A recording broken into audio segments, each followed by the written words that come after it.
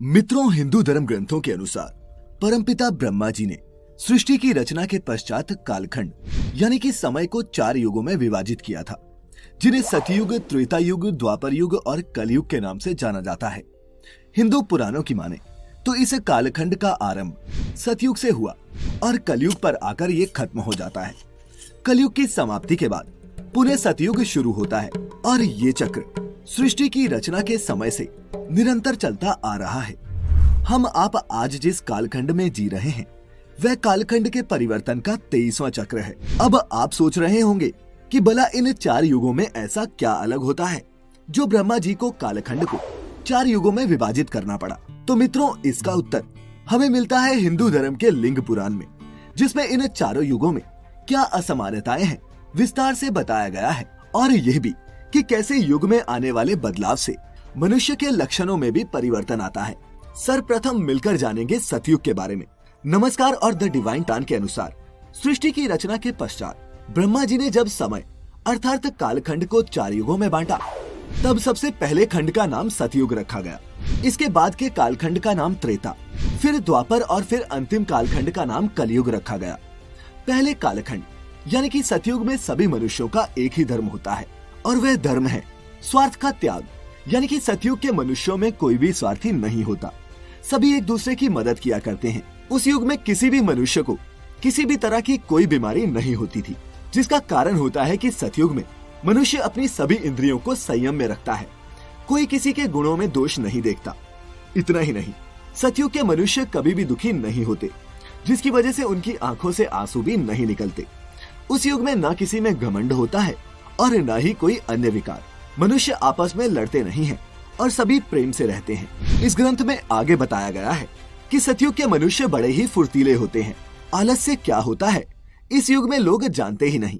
सतयुग के मनुष्यों की सबसे बड़ी खासियत ये हुआ करती है कि वे ना तो किसी से द्वेष रखते हैं और न ही किसी की चुगली करते हैं, न ही किसी से ईर्ष्या और न ही कोई एक दूसरे से बलवान समझता है। सतयुग में सभी मनुष्य अपने अपने कर्तव्यों का पालन करते हैं। सतयुग में सभी वर्णों के मनुष्य परब्रह्म परमात्मा के उद्देश्य से सभी अनुष्ठान कर सकते हैं।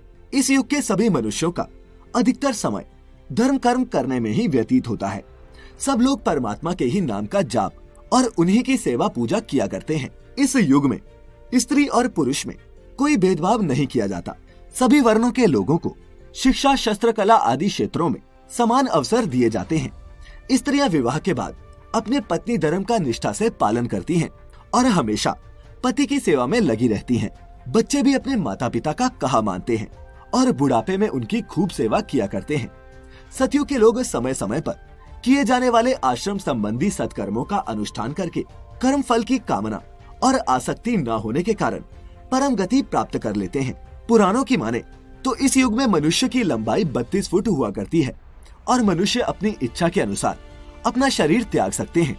मित्रों, सतयुग की कालावधि 17,28,000 वर्ष बताई जाती है और जब ये कालावधि समाप्त हो जाती है तो नए युग यानी कि कालखंड का दूसरा युग त्रेता युग आरंभ होता है। मित्रों, त्रेता युग में मनुष्य अपने कर्तव्यों का पालन तो करते हैं, लेकिन सतयुग के मनुष्यों की अपेक्षा खुद की इंद्रियों पर संयम नहीं रख पाते। इस युग में मनुष्य धीरे धीरे अपनों में सिमटने लगता है, यानी उनके अंदर स्वार्थ पनपने लगता है, वे दूसरों की चुगली करने लगता है। साथ ही इस युग में मनुष्यों में ईर्ष्या की भावना भी जागृत होने लगती है। हालांकि ऐसे मनुष्यों की संख्या काफी कम होती है। इस युग में समाज वर्ण आश्रम यानी कि ब्राह्मण, क्षत्रिय, वैश्य और शूद्र में विभाजित होना शुरू हो जाता है। हालांकि त्रेता युग में सतयुग की अपेक्षा धर्म का लोप होने पर भी इस युग की स्त्रियां अपने धर्म का पालन करती हैं। पुरुष भी अपनी पत्नी को धोखा नहीं देता। संतान भी अपने माता पिता की खूब सेवा करती है। पुराणों की माने तो इस युग में मनुष्यों की औसत आयु 10,000 वर्ष होती है और इस युग की कालावधि 12,96,000 वर्ष होती है। इस कालावधि के समाप्त होने के बाद कालखंड के तीसरे युग की शुरुआत होती है, जिसे द्वापर युग के नाम से जाना जाता है।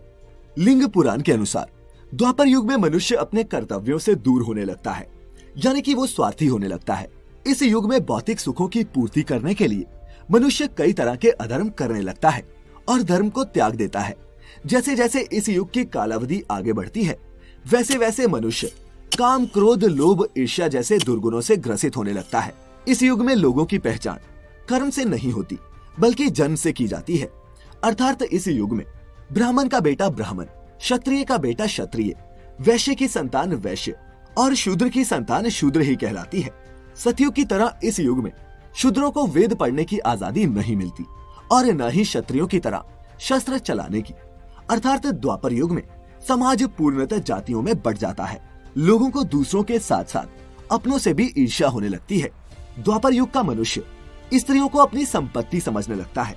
इस युग का मनुष्य अपनी इंद्रियों पर संयम नहीं रख पाता, जिस वजह से समाज में कई तरह के अधर्म होने लगते हैं। स्त्रियों की इज्जत के साथ खेला जाता है और संतान भी अपने माँ बाप की आज्ञा का पालन नहीं करती। और मित्रों, यही सारी वजह थी कि इस युग में महाभारत जैसा महायुद्ध भी हुआ था। देखें तो इस युद्ध का मूल कारण वही सब था जो लिंग पुराण में बताया गया है। अगर दुर्योधन को सत्ता का लोभ नहीं होता, वह अपने ही भाइयों पांडवों से ईर्ष्या नहीं करता, एक स्त्री को भरी सभा में अपमान नहीं करता, तो शायद ये युद्ध होता ही नहीं। खैर, पुराणों की माने तो इस युग में मनुष्यों की आयु 1000 वर्ष हुआ करती है और इस युग की कालावधि 8,64,000 वर्ष होती है। और इस अवधि के समाप्त होने पर ही कालखंड का अंतिम युग यानी कि कलयुग आरंभ होता है। मित्रों, कलयुग के मनुष्य कैसे होते हैं, इसे जानने से पहले आपके लिए ये जानना आवश्यक है कि आखिर युग के हिसाब से मनुष्य में ये परिवर्तन कैसे होते हैं।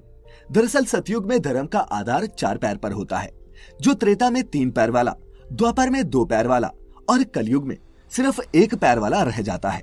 धर्म के लोप होने के कारण मनुष्यों की प्रवृत्ति में भी बदलाव होने लगता है, जिसकी वजह से मनुष्यों में युग के हिसाब से काम, क्लेश, शरीर रोग तथा द्वंद्व बढ़ने लगता है। इसी अनुपात में वेद शास्त्रों को मनुष्य त्यागने लगता है और अंतिम कालखंड यानी कि जब कलयुग आता है तो कलयुग में मनुष्य माया, असूया और तपस्वियों का वध करने लगते हैं। इस युग में मनुष्य अधार्मिक, अनाचारी, महाक्रोधी और अल्प बुद्धि वाले होते हैं। इस युग में सभी अपने कर्तव्यों से मुंह मोड़ लेते हैं, जैसे कि ब्राह्मण वेद पढ़ना छोड़ देते हैं, क्षत्रिय प्रजा की रक्षा नहीं करती, लोग गर्भ में ही लड़कियों को मार देते हैं, जिसे पुराण में भी भ्रूण हत्या कहा गया है। इस युग में चोर प्रवृत्ति के लोग बोली वाली प्रजा पर शासन करते हैं। इस युग में लोग तप और यज्ञ के फल को भी बेच डालते हैं। कलयुग की स्त्री हो या पुरुष, कोई भी अपने धर्म का पालन नहीं करता। इस युग में स्त्रियों का सम्मान ना के बराबर रह जाता है। काम, क्रोध, लोभ और स्वार्थ में वृद्धि के कारण हिंसात्मक घटनाएं बढ़ने लगती हैं।